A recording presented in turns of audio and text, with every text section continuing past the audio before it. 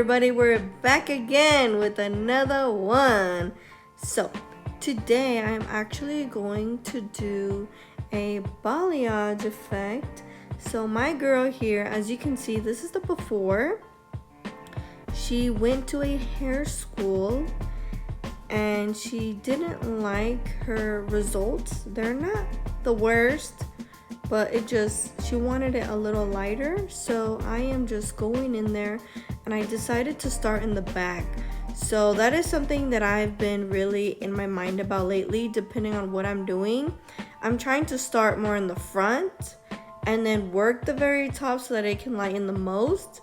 But in this case, because the hair is already lightened, I'm starting at the bottom with a 7 volumes. The bleach that I use is the Blonde Me bleach. And for this section, for these sections right here actually, I am using a 7 volume. So nothing too crazy because I know I'm going to take a while foiling, which actually I didn't really take that long like I thought I would. But anywho, so the very bottom, I just teased it and bleached the rest of it. So I basically did 1 tease and then 2 weave and tease.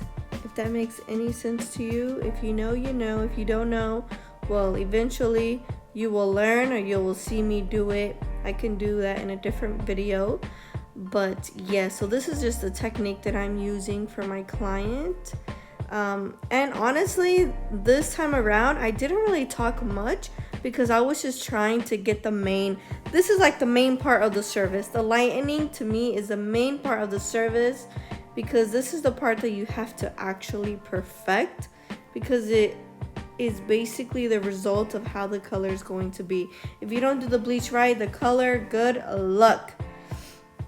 When it's time to color the hair, this is the main thing, perfection.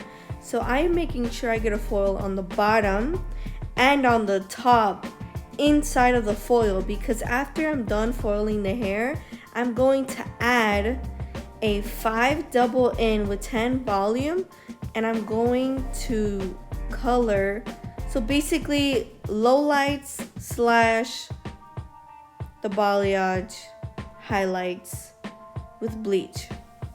So whatever I'm not bleaching, I'm going to do the dark roots and the rest of the hair darker, just for more dimension than what she has right now, which obviously you will see.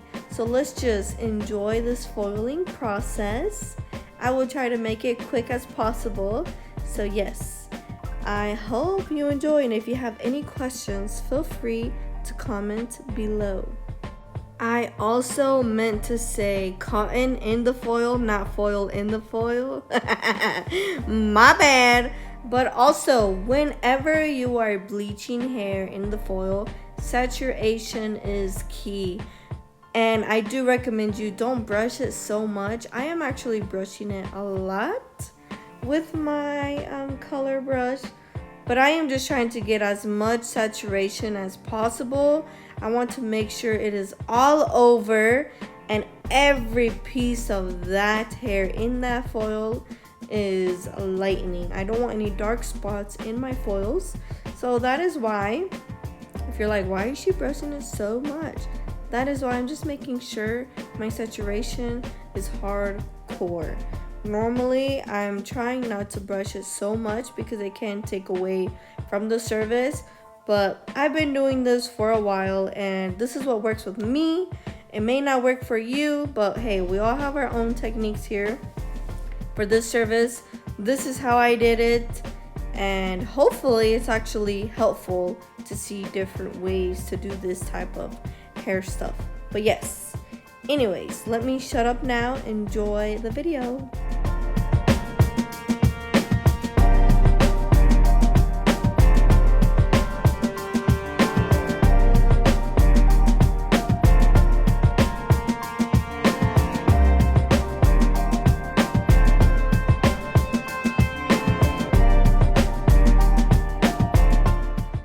Alright, time for something different. We're doing a 5 double N with a 10 volume Paul Mitchell hair color.